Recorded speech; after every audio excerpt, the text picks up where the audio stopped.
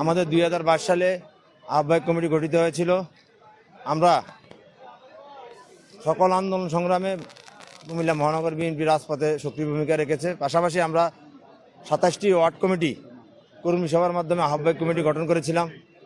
তার পরবর্তীতে আমরা কাউন্সিলের মাধ্যমে 27টি ওয়ার্ডে সম্মেলনের মাধ্যমে নতুন নেতৃত্ব নির্বাচিত করেছি। পাশাপাশি আগামীকালকে আমাদের 25শে ফেব্রুয়ারি কুমিল্লা মহানগর বিএনপির প্রতিষ্ঠাকালীন প্রথম সম্মেলন। সেজন্য আমি বলবো শুধু কুমিল্লা মহানগর না, কুমিল্লা দক্ষিণ এবং কুমিল্লা উত্তর জেলাও সেই সুবাতাস বইতেছে যে আমাদের আগামী দিন যে কাউন্সিল অধিবেশন, সেই কাউন্সিল অধিবেশনে আমাদের আগামীর বাংলাদেশ দেশনায়ক রাষ্ট্রনায়ক জনাব তারেক রহমান প্রধান অতিথির বক্তব্য রাখবেন। আমরা আশা করি, যেহেতু আমরা কুমিল্লাবাসী আন্দোলন সংগ্রামে সর্বোচ্চ ভূমিকা রেখেছি, আমাদের উদ্দেশ্যে উনি ভালো বার্তা দিবেন সে আশা এবং প্রত্যাশা আমরা রাখি। আমাদের 27 ওয়ার্ডে 101 জন করে 2727 জন কাউন্সিলর, ডেলিগেটার 8000-এর মতো। আমি বিশ্বাস করি শুধু কুমিল্লা কালকে টাউন হল নয়, কুমিল্লা শহরের প্রতিটি রাস্তা গলিতে গলিতে বিএনপি নেতাকর্মী সমর্থক এবং কুমিল্লার সর্বস্তর জনগণ রাস্তায় নেমে আসবে আমাদের প্রিয় নেতা আগামী রাষ্ট্রনায়ক দেশনায়ক জনাব তারেক রহমানের বক্তব্য শোনার জন্য।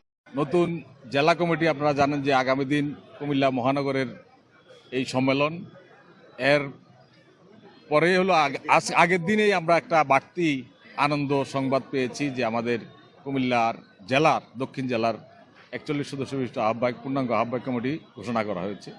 তা আমি বলবো যে আমাদের নেতা জনাব তারেক রহমান সাহেব অনেক ভেবেচিন্তে এবং যাচাই বাছাই করে পরীক্ষিত নেতাকর্মীদেরকে দিয়ে এই কমিটি করেছে এবং আগামী দিনে এই জেলা কমিটি ইনশাল্লাহ কুমিল্লার প্রত্যেকটি উপজেলা এবং পৌরসভায় নতুন কমিটির মাধ্যমে তারেক রহমানের যে বার্তা, যে 31 দফা, এই 31 দফা আমরা ঘরে ঘরে পৌঁছে দিতে পারবো এবং আগামীর যে নির্বাচন, জাতীয় সংসদ নির্বাচন, এই নির্বাচনে এই কমিটি গুরুত্বপূর্ণ ভূমিকা পালন করবে, এটাই আমরা আশা করি।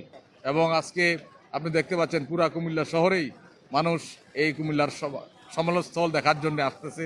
সাধারণ মানুষ, আমাদের শুধু বিএনপির নেতাকর্মীরা নয়, শুধু প্রত্যেকটি সাধারণ মানুষ আজকে এখানে এসে সমস্ত আগামী দিন আসতে পারবে কিনা তারা জানে যে আগামী দিন অনেক ভিড় হবে।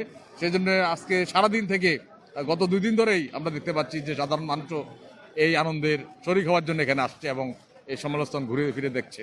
কারণ আপনারা জানেন বাংলাদেশ জাতীয়তাবাদী দল একটি বৃহৎ সংগঠন। এই দলের মধ্যে প্রচুর নেতা আছে এবং প্রচুর কর্মী আছে। এত নেতার মধ্যেও যে আমি এই সাংগঠনিক পদে প্রার্থী হওয়াতে আমার অন্যান্য নেতারা আমার উপর আস্থা রেখে ওরা আমাকে এই জায়গায় সুযোগ করে দিয়েছে কাজ করার জন্য, এই জন্য আমি তাদের কাছে কৃতজ্ঞ। আর আমরা যে আগামীকালকে যে সম্মেলন হচ্ছে, ইনশাল্লাহ আশা করি যে একটি সুন্দর একটি সম্মেলন হবে, কানায় কানায় লোকে পরিপূর্ণ হয়ে যাবে। আমরা একটি সাকসেসফুল একটি সম্মেলন করব আমরা।